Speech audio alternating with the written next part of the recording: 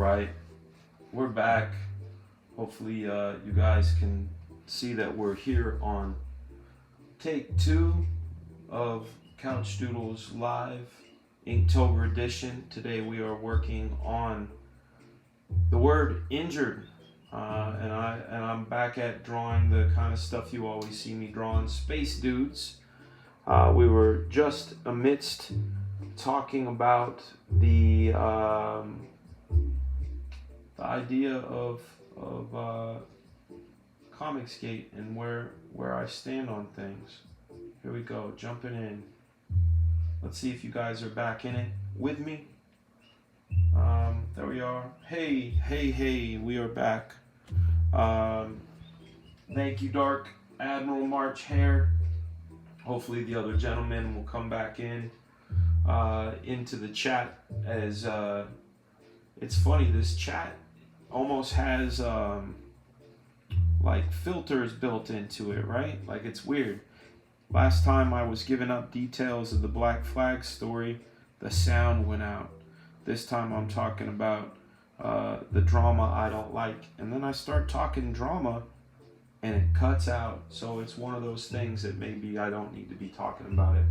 But what I want to do, much like Scott Kurtz was talking about, is creating that independent comic situation where we're making the stuff we want to make. You know, I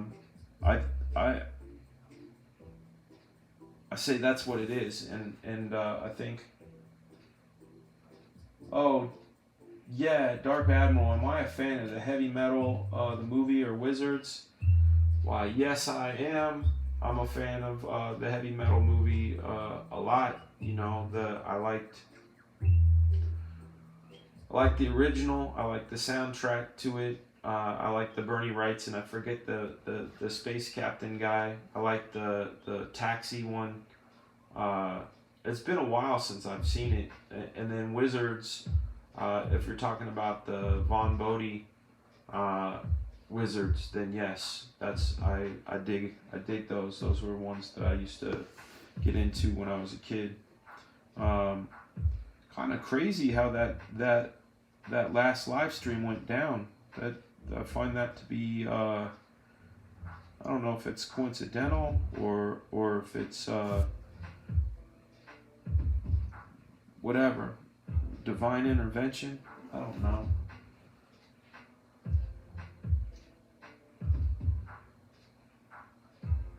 Exactly, Scott Kurtz, what you're talking about is exactly right, man. It's getting it to the people that want to read it. And you know, I feel like even in mainstream, and I work in the mainstream, as you guys know, I just feel like there's a lot of gatekeeping, a lot of deciding trends that may or may not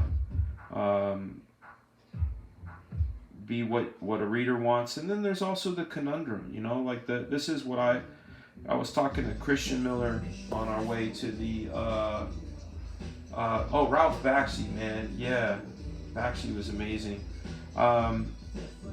When we were kids, we all bought comics, most of us, and now a lot of us are adults. Some people, some of the Couchdoodles audience aren't even comic book buyers. They just like art, they like drawing, and that's what I do. But when it comes to like comics and things, like I was probably, like, when I got bit the worst, I was about 11 years old. But there's nowadays, like, what I used to say about comics, and this is what Christian and I were talking about, is that imagine that comics are like a ride like you'd see it at Disneyland. And when you go on a ride at Disneyland, you get on that ride, you take that ride, you get off, and you go on another ride. But there was always a line. There was always new people getting in and riding that ride, so that ride was always going.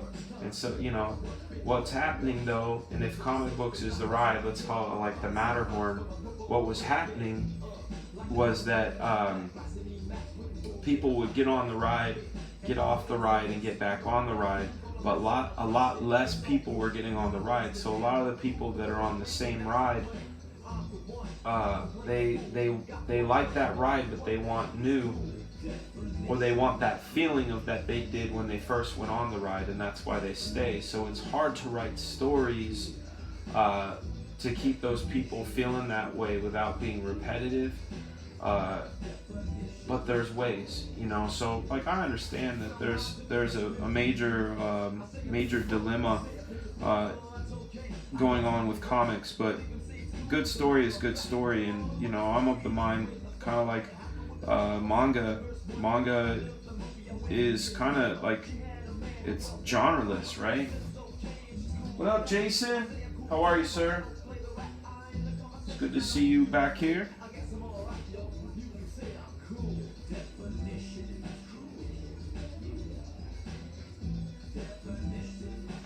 So we're drawing the word injured today, and I'm currently drawing this poor soul.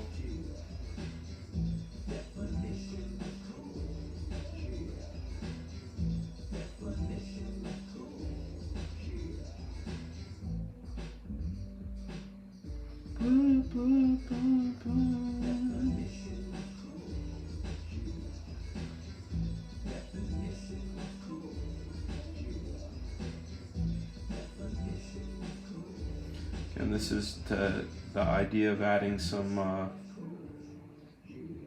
motion to this guy by just adding some of this this weird tech thing behind him.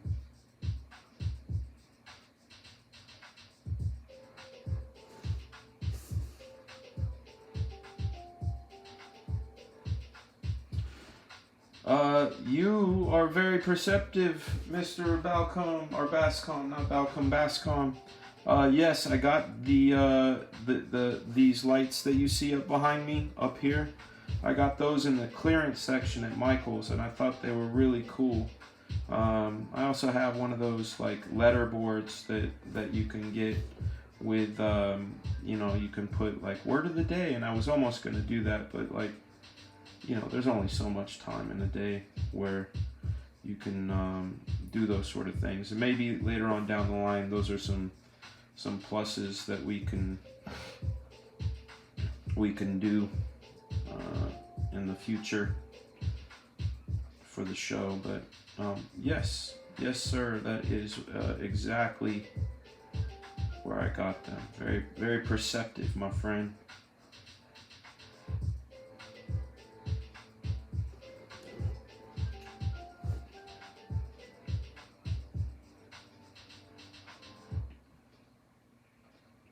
Chacon.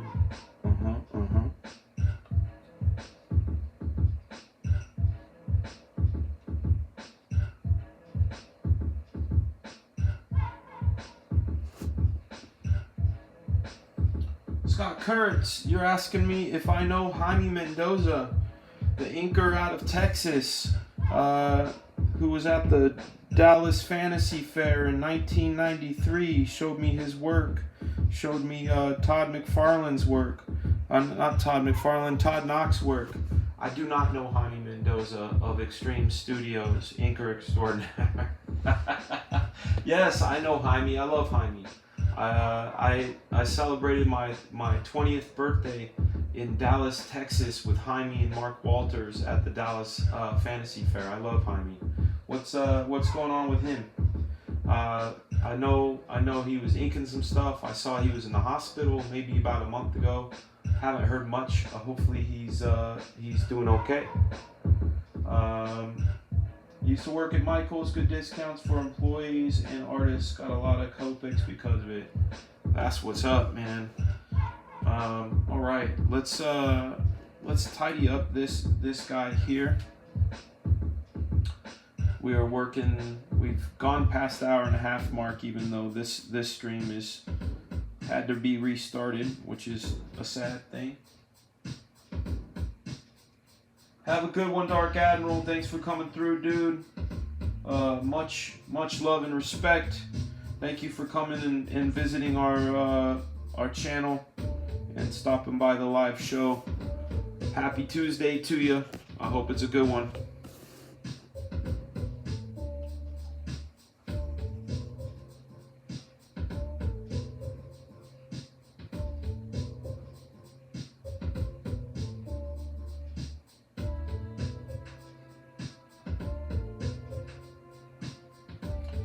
There we go. I think this dude is done, man.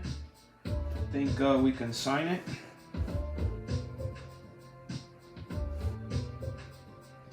Boom. 10, 29, 19. Injured.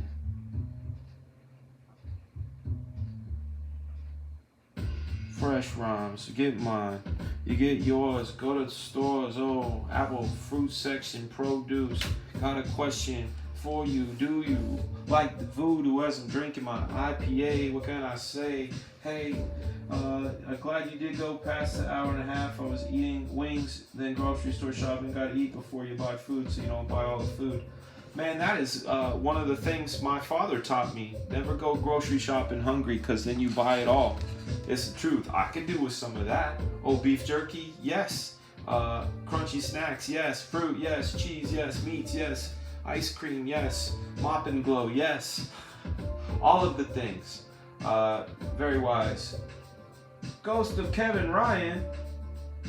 Sir, hello. I got to meet you in the flesh. This is a digital ghost. It was so wonderful talking with you this weekend at the Nashua Comic Bash. You guys, welcome Kevin Ryan. Very cool guy, amazing conversationalist, has a lot of wonderful insights and just a great guy to talk with. I haven't done much sculpting since I last saw you. I did a little bit of sculpting on the plane, and then I brought it home. It got a little mashed up in the plane, and then my kid wanted a piece of clay, and he pulled a chunk off it, so that one died. And then I'm full steam on Doom Patrol and He-Man right now, to where outside of this stream, walking to the bus stop and taking my kids to school, I don't have time for anything, really, but I would like to do more. What up, Zayn? We have, let's see, we got another, I think I could put another 15 minutes on the clock if you guys have any sort of questions, or if you want any more book reviews, where we look at, excuse me, my itchy nose, if we want to look at some drawing books, some recommends. I was very, very happy to get a text today from Mr. Michael Green. He managed to get a copy of the Michael Golden Modern Masters, and it was a very good experience for him, seeing some of the images that he knew he liked but didn't know they were Michael Golden. So that made me very happy, and it felt like it was worth the show and tell. There are some other guys that are like that. Like, one of the things that I found really cool, and it might be in the John Byrne Modern Masters. In fact, I'm going to see if it is, and if it is, I'm going to show it to you, because it's something I had never seen before regarding the making of comics, you know? Let's see if I can find it. It was in the Modern Masters section. I know you guys aren't seeing it right now, but I'd rather just pull it up before and show it to you, knowing I have it. Art Adams, John Byrne, there it is. I remember it was somewhere near the end, if I recall it correctly. Maybe it is, maybe it isn't. If it's not, then what I'll do is I'll talk to you about this process that I had seen John Byrne do. And again, I thought I saw it here in the Modern Masters. So what it was, yeah, I'm not seeing it right off the bat. I wish it was here. Or wait, is that it? That's some of it. Okay, there's that. No. Anyway, the way John Byrne would plot something would be in word form. I'll just show you this because Modern Masters is great. It's one of those books that you're gonna want to get a hold of. They make a bunch and they have your favorite artists. At least if you're a fan of like old school stuff, they will have your favorite artists. So let's go here to this Modern Masters. So this is what's interesting. This is his outline for X-Men 137. Watcher and House on the Moon, Kirby-esque background, pages 2 and 3, title, X-Men materialize on Landra's Imperial Guard, Starship Imperial Guard, Lalandra, various aliens, Supreme Skrull, Empress, Grimm. Onward, psych, what? Lalandra, Phoenix must go, X-Men stunned. So it's like these little, like, truncated versions of what happened in that classic story, right? And then here's part 3, Phoenix on examining table looking trashed. Clustered medical personnel, also clad IG types, also clad in IG types, pull back to establish X-Men, also trash. Cinder, restraint already. Jean smiles weakly at Scott. Obviously that's probably if she had lived. But the thing that was really cool, and man, I wish I could find it in here, was his layout process. And I'd never seen this before. I wish it was in here. You guys see me scrolling through this very quickly. And I'm not 100% certain that that it is in this Modern Masters. I'm going through. You can see I'm kind of scrolling through the little thumbnails just to get a faster idea and see if I can see it, because I remember what it looked. There it is. I found it. Boom. Thank you, Lord. Here's that same X-Men 137. This is how he laid out books, guys. He would write, he would arrange his panels and say, Phoenix at Starship, Pandemonium, Lalandra yells, X tries to reach X-Men. Phoenix has this, Scott is concerned. So he lays it out in words, and which is really just cool as shit, especially if you're writing and drawing your own stuff, because you don't have to dedicate all of that time per se in that process to know if the flow of your book is feeling right. He was able to write it in an outline beat sheet, then he expanded upon it in word format, knowing what moments were bigger and what were smaller. And guys, John Byrne is an incredible storyteller, so you know that this method is worth peak, you know. So that came from Modern Masters. I love Wrightson's use of shadows. I dig Byrne. Yeah, Bernie Wrightson's shadow work is the stuff. Man, remember that Golden Marble poster? Scott Kurtz, don't I? Where they're all walking from left to right, and you got Spidey coming up. And I just remember Submariner's Namor's pose being really a strong one. And of course, Giant Man and all. Let's see, was never a huge Bernie fan, but did like his cult book he did with Starling. And I wish Byrne did more stuff with Marvel. Yep. You, Dan Frege, for bringing such a group of terrific people together. Thank you for all the kindness and support. It means a lot. Pops gave a pair of thumbs up to you all. I give all my thumbs up to your father. My stepmother is going through a similar situation right now, so my heart definitely goes out to you, dude. It's incredible what you're going through, and I'm amazed by your strength and your positive outlook, man. So the gratitude back to you, my friend. Yeah, Kelly Jones and Bernie have very similar things happening. Yeah, it's interesting. Every now and then, one of the things we used to play in the studio is this sort of like lineage game, right? who is made out of who. Like Jim Lee, you could go through his career like he was a John Byrne guy when he was on Alpha Flight trying to do John Byrne, and then he learned about Kevin Nolan and learned about Jorge Zafino and Mike Mignola, and then his stuff really changed when he started putting Barry Windsor Smith cross-hatching into his work. So you can kind of train down, like go down the rabbit hole on inspirations for some people. And then there's some guys that, guys like Michael Golden, you'll be hard pressed to find all of his influences. I see, excuse me, I see a little bit of Bernie Wrightson in him, but that's about it. Michael Golden is Michael Golden, and we're better for it. I led her 12 pages during the stream. Oh yeah. Kelly Jones Batman is pretty dope. I'm racing to get this ash can off to the printer before signing mid-November.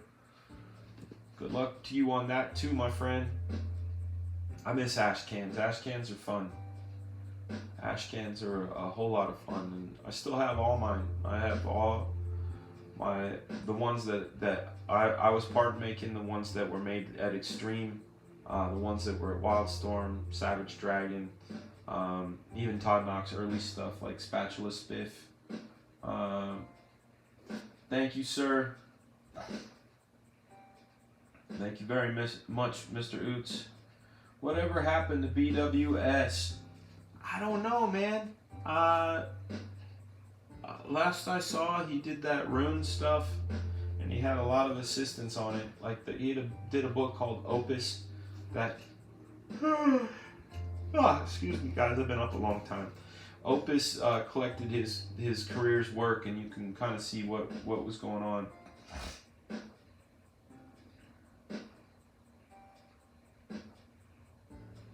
Did Byrne draw straight on the 11.5 by 11s from those layouts? I believe he did, and he was very fast.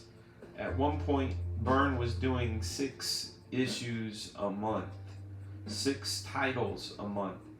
For some of them, he was doing finished pencils. For a lot of them, he was doing layouts and breakdowns, and guys like Joseph Rubinstein would come in and do finishes. But Byrne was a workhorse. I had a very good happenstance of being able to. First time I met John Byrne was not a good meeting. Broke my heart. Then I got to meet him a couple years later under completely different circumstances, and he was a sweetheart. I ended up getting his number, and I used to call him a couple times a year. And I did manage to ask him what a typical work day was like for him. And he literally is a workhorse. He gets up, he eats his breakfast, he sits down, he draws, he eats lunch, he draws, and then he finishes up around dinner time. So he does his like 8-hour day. He doesn't listen to any music, doesn't watch any television, doesn't listen to any news program. He literally just puts his head down and draws, which is pretty commendable. I've done the silent days before, which are great because there's no noise and you can really get into a groove that way. But like I said before, like I have certain playlists that I call my go-to playlists, like the 1989 playlist that I have on Spotify that put me into a mode that could be on in the background, and it's a vibe thing. But Byrne just did his thing, man. Byrne is an odd guy.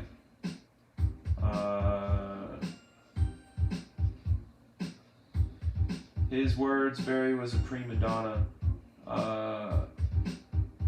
What does that say? Dan is but isn't. He got banned. He was naughty. I'm back on Twitter. Ghost of Kevin Ryan. I'm known as Couchdoodles, the same name that you see here on the live stream. I am simply Couchdoodles. Barry Smith, the idea of him being a prima donna. Yeah, I mean, I don't think it's okay to be a dick no matter how good you are at something, because you feel like you're so good at that one thing that you are, and he was whatever that good, that it justifies a behavior of acting like you're better than other people, or right because you happen to do that one thing better. That's why I always trip out when I see celebrities talking politics, unless they are like politically minded. A lot of times I go, I don't care that I like you as an actor. That doesn't mean I'm gonna like what you have to say. Anyhow, that's neither here or there. I don't know how I could not listen to music and draw. They go hand in hand for me. That is exactly right. I have another playlist that I listened to mostly when I did The Grave, and it was a 27-hour playlist called Miles of Miles, and it was just Miles Davis. And I still have it on Spotify. In fact, let me pull up Spotify so you guys can maybe search for me if Spotify is on here. Let me see. Let me turn this back on. Always have to do the add it back in thing, because when I turn it off, it takes it out of the access point, which is a bummer. So here's Spotify right here. Obviously, we're not going to be able to hear the music or anything, but these are a bunch of the playlists that I have here. But the 1989 is in here somewhere. I don't even know how they're okay. So here's Miles and Miles. See, no, it's 7 hours. Why did I think it was 27 hours? Still, 7 hours is a long time. It's a work day. It's a really great playlist. And then this one I have called Win. Whenever I'm feeling kind of low in energy, I put Win on, and I feel like I'm winning. I don't know where 1989 went. I'm sure we scrolled right by it. But the reason it's called 1989 is those were songs that came out that year. Look at Brain Food. I love music. I love Spotify. There it is, 1989. So my 1989 playlist is 15 hours long. I got songs by After 7, the DOC, Soul to Soul, a lot of soul, Karen Wheeler, Troop, West End Girls by Pet Shop Boys, Cowboys and Angels by George Michael. These are, Motown Philly was 1991, but anyway, it was in that realm of things. So yeah, music is a big thing for me, and I wish I knew what I was called. Let me see. Go to home. Go to settings. Dan. View profile. I don't even know how to search. How to do a search for my thing, or how to share my playlist. But I will eventually get that for you guys and share the playlist, and you'll be able to listen to some of the same tunes. Maybe you might find some stuff you like. Best band ever, The Planet Marillion. I gotta have to check that out, man. What up, Comic Book Bob? Let's see. Let's see. Hey, 1989 is the year I graduated. Eric Hawkins. That makes you 48 or so. That's cool, man. 89 is my favorite year, dude. Boys to Men. What up, Everett Todd? Thanks for joining the stream. You catching us on the tail end. Which decade had the best comics come out? The 80s or 90s, and why? Chauncey coming in right on time. I was going to ask if anybody had questions. That is a completely subjective question, and I'm going to answer the 80s only because I wasn't part of the 80s. I was part of the 90s, so my filter and recollection of the 90s was much different because I got hired in late 91, so for most of the 90s I was a comic book professional, so a lot of the stuff I saw was through the filter of looking at it as someone as a peer, and I don't mean like as an equal. Most of the time when I'd see stuff, I felt inferior, which is, let me say something that I've said before, and I'll say it many times on our show. Comparison is the thief of joy. The only person you should really be tussling with is you. Obviously, you want to check out other people's work and learn from it and everything, but don't let not being as good as the other guy make you feel less about yourself. But the 80s for me, that was my gateway to comics. The 80s, we had a conversation in Cloud City once, and I'll bring it up now. And this is it's tough because the sweet spot was 89, 90, 91, at least for me. And the reason I say that is because I'm going to list comic book greats right now. No particular order. John Byrne, Frank Miller, Walt Simonson, Rick Leonardi, Jim Lee, Del Keown, Rob Liefeld, Will Spertasio, Eric Larson, Mark Silvestri, Sam Keith. I know I'm missing a bunch. But anyway, all those names that I just named, Art Adams, all those names that I just named right there were all on the stands at the same time. So when you went to the comic book store each week, each month, there would be dopeness on the stands nonstop. Now when I go to the comic store, I go in, I'm like, maybe a comic. Most of my money, you can ask the local guy up here, most of my money goes into trades or back issues. That's what I liked about the late 80s and 90s, is that you had all of that greatness on the stands all at the same time. So my answer, I'll still stick with it, is the 80s, but again, it's a subjective thing. Bone Thugs and Harmony was great, and from my area, bum bum bum bum bum, sticking it bum bum bum. Meet you at the crossroads. I love Bone Thugs. They were great. I recorded my very first rap demo in the same studio that they did their album with when they were working with Easy. It's called Black Hole Records, and it was on Rosecrans and Hawthorne. Exactly 48. So dumb question, Dan. What was it like working with Frank Thierry? Frank's a good guy. He's a funny guy. He's very easy to work with. His writing style is completely different than other writers I worked with before. His stuff was a little more open plot, where he would describe a batch of pages and things that would happen, but he wasn't super prescriptive in that, he would say Wolverine and so arrive at the house. They have a fight about who's inside. Once they get inside, so-and-so is waiting for them. Wolverine's not happy. She grabs his butt. Wolverine decides he's going to enter the fights.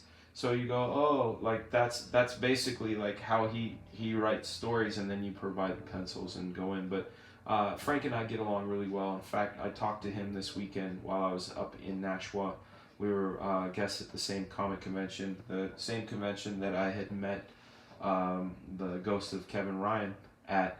And I talked to Thierry about maybe doing some Black Flag stuff, because I have plans on a certain level, I have plans on another level, and I have plans on a very major scale. And the middle scale one is that if I do Black Flag and I introduce Black Flag, boom, I do it.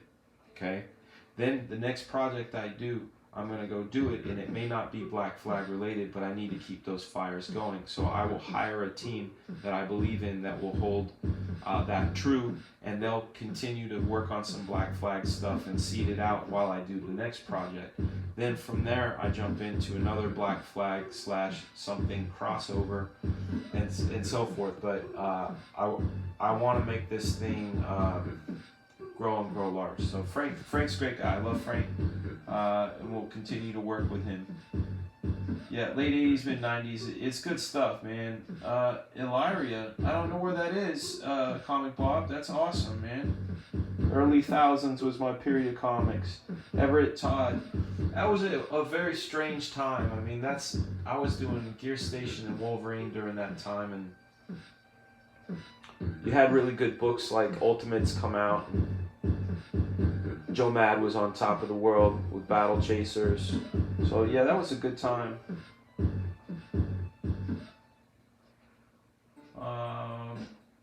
80s were the best, 90s still had great stuff, but there was a ton of garbage coming out constantly. That's right, man. Blacklist Universe said it right. What ended up happening, as it does with anything, with kind of like a gold rush, is the Image guys put out books, and then there was this sort of like, I can do it too, from other people, and you got the market was flooded with a lot of stuff. I'm not even gonna name books because I don't want to. I can't even think of the books anyhow, but there was a lot of stuff out there. One of the things I was not a fan of, and I'll be honest, because I'm not very good at it, was the whole bad girl thing. I was not good at drawing women. I still have a bit of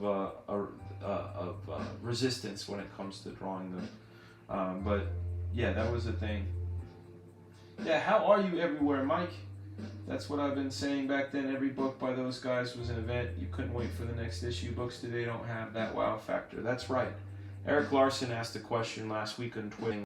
When was the last time you couldn't wait to get home to look at your comics and you read them in your car? It's been a long time for me, man. That's what I know. Wait for the flag. Yeah, it's coming, man. I'm campaigning as soon as I'm done with He-Man. He-Man has taken up a lot of that time. What I needed to learn now, because my schedule, I based my schedule on a 6-month schedule to start Black Flag immediately following He-Man, and I had a date in my head. But knowing now that they sat on the script, well, not sat on it, took them a couple of weeks for script approvals, took them a week and a half, almost 2 weeks to approve my layouts. Instead of me waiting around, I could just be drawing Black Flag pages in those moments. So that's what I'll do. Holla at your boy. Let me write a Raider one shot. Raiden. Okay, I was like, you calling him Raider? Rooster. I think if anybody could do him, especially just talking to you, and where your head's at and how deeply you think, especially like when we were talking about your Bloodshot concept idea. This may happen. You were there with Frank Thierry, so you know what I was talking about. Someone needs to get Keelan back to doing a book. We need a Pit revival. Yes, we do. I miss Cross Gen so much. Yeah, too bad. Steve, what was his name? Steve Alessi, I think that was his name. That place was a beautiful green ripe banana that went brown real fast. There were a lot of horror stories regarding that company. It's kind of a bummer. Chaos Comics, yeah, nothing beats the old school Image on Wednesdays. That's right. On another note, what's it like working with Tim Seeley? Working with Tim is great. I find massive kinship with Tim. We spent some time together at PowerCon, and I knew him instantly. He was a brother at arms. We're in it together. We have similar philosophies on what make comics work. He's seasoned. He's got great ideas. He's genreless. The guy can write superheroes. He can write barbarians. He can write tons of stuff. And that's all just in He-Man. And he's got his Hack and Slash, which is horror-based stuff. And he's got his Money Shot, which is like a very interesting concept, sci-fi concept, which is really fantastic. Tim is great. His scripts are a little tighter and a bit more prescriptive. He tells you what he wants to see, not necessarily angles, but he tells you panel 1 this happens, panel 2 this happens, this person says this. He doesn't describe angles or layouts, so it's kind of up to you. And it's always challenging, but always they say there's no growth without struggle. Well, I'm growing like a mother on this book, and it's thanks to my friend Tim, and I'm absolutely thrilled to be working with him, and have told him I would like to get him to do something with Black Flag as well. Can you describe how you found your voice while writing Black Flag? Oh, the Bloodshot trailer. I'm gonna go back to that one. Bloodshot trailer felt like I was watching a trailer for RoboCop and Universal Soldier. So I didn't know what I thought of it. I hope it's good. It was a little one note. Can you describe how you found your voice while writing Black Flag? So the I have a book in here. I've showed it to you guys before. It's I'm gonna have to cut this stream in about 8 minutes. We went long, 2 hours and 15, which is long. There's this book on how to write comics by Alan Moore. I could tell you how I comprised Black Flag originally and how I think of them now. I think of all the things that I'm interested in and the things I want to draw, and I imagine the situations that would bring these people together and how those situations will make these people act and act around each other. So that's one vibe. The other vibe, and as far as finding my voice, it's more about having something to say. My voice is going to come through as long as I have something to say. And the thing I have to say with this Black Flag series, which is called Pineapple Perception, I don't want to give up the core idea, but I have this, I look around us, especially now in 2019, 2020, I look around us and I see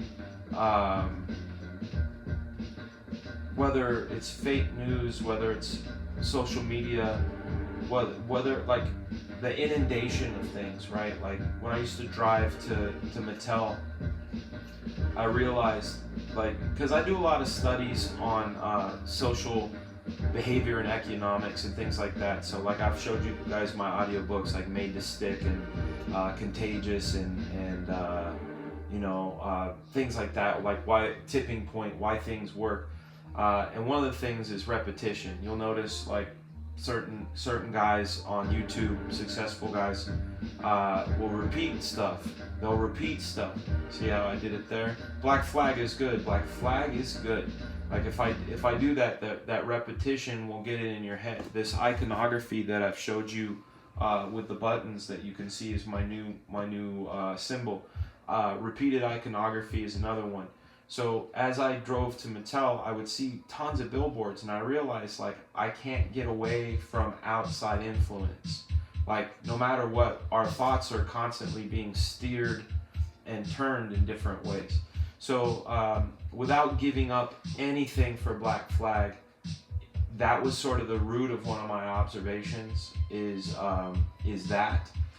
And then my love of comics was another part, and you know, it's not straight one-to-one. When I say one-to-one, I talk about transposition, right? Like if I make a perfect carbon copy, that's one-for-one. These ideas aren't one-for-one, and one of the things that I learned from the Writing Comics by Alan Moore is he talks about having a thing or having something to say. So, for example, and pardon the whatever, menstruation is a normal occurrence for our lady counterparts. He uses the idea of menstruation and studied all the things that have to do with menstruation and applied them to a Swamp Thing story. There is no menstruation throughout the Swamp Thing story. He just uses it as the template in which to put his stuff upon, and told a successful story through that thing, because there's subtext in there. It's not the actual, what happens.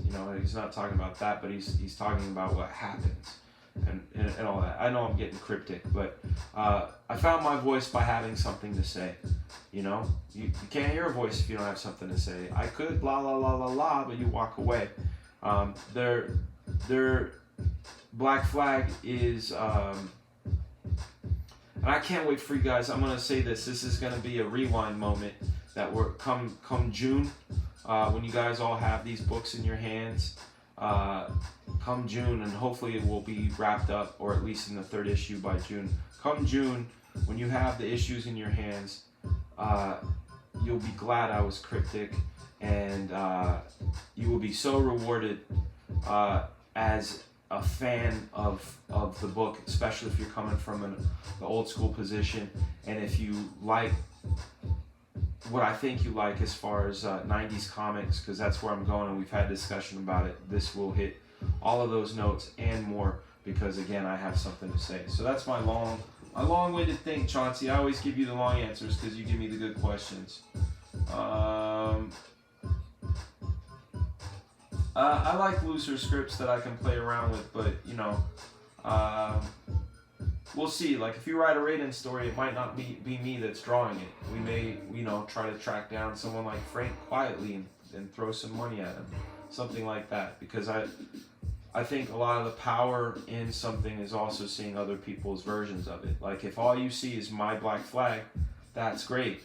But if you saw Adam Hughes' version of Black Flag, or you've seen Liefeld's version, or if you saw a Rob Willis version, or an Art Adams version, seeing Art Adams draw my characters on the cover of Gear Station 2 was like, holy crap. Like, it made them more real. So it could be like that. Who knows? Have you listed your characters on Comic Vine's comic book wiki? I have not. Probably should. Let's see. I did a book for a cat who's written in the form of a book almost. There was no panel layouts or page numbering system. It was hell, but you pulled it off. Yeah, man. Sometimes those are the things that make us grow, though. You need to make a subliminal Black Flag roll card for streams. Yeah, I think that's a good idea. Put the flag on a wall behind you. Menstruation is a part of life for the dudettes. Yeah. It's funny that you say put the flag on the wall behind you. I need to get that done up, and I think my wife has all the fabric context. I do have a couple of Black Flag shirts I hadn't made, and a lot of the interviews that I conducted that'll start airing soon. Sorry, Kevlar, I know I'm a tease, but I wear my Black Flag shirt, so you're getting this awesome interview with like Joseph Kahn, and I got the Black Flag shield there, and you can't help but see it, even if it's periphery. So then it's going to be one of those things that your brain notices. Like it's all stuff that I'm trying to work out to see if it'll do its trick. You know, I don't want to. It's not tricks per se, but it's. If you ever heard the term meta, when something is a very meta idea. Rooster Puncher heard me throw my plot around a little bit to Thierry, and it's the first time I think. Yeah, I mean I've told it to a couple people, but it was fun to see Rooster Puncher go, oh shit. Yeah, I'm not gonna give you guys up much because, like I said, the cliffhanger to #1, it's special. The flag is a marquee light, man. That would be good to make. You guys, thank you as always for being part of Couchdoodles Live. We are going to be wrapping up our Inktober editions. We got 2 nights left. I might take a day or 2 off. I don't know yet. I would like to start preparing those interviews for you guys. That computer that I got that is going to do the editing, I have to send it back because of an issue called gouging, I think. I don't know what the official term is, but I'll show you what it looks like because I had to take a picture of it for these people because it's under warranty, right? Check that out. See that green haze in the corner there? That happened to that, call it new. That happened to the new laptop that I got, so I need to get that fixed. But anyhow, what I'm saying is the format will be slightly different in that I hope to have the time to prepare some more video stuff for you in the form of interviews, maybe some pen reviews, some tutorials, things like that. And that's it. So Thank you, as always, my friends, for joining the Couchdoodles show.